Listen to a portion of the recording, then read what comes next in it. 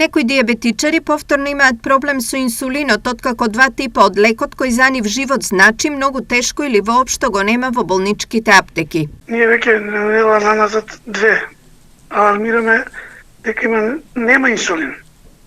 И тоа 2 инсулини ги нема константно.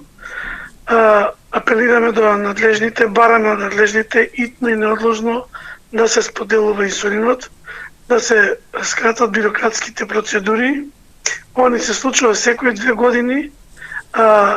Мора да молиме за нешто што не следува, за да си спасиме животот, односно да не развиваме компликации. Неизвестноста инсулин секојдневно ја живеат неколку стотици диабетичари кои ги користат овие 2 типа на инсулин, од кои околу 130 се од источниот регион.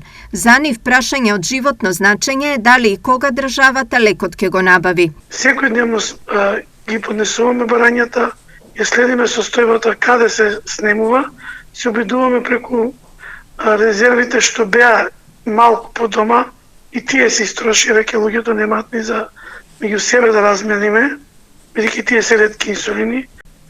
Се надеваме дека сепак Министерството за здравство ќе се надмине неделава од себе си и ќе ги дистрибуира потребните количини на инсулините до секој диабетичар час поскоро.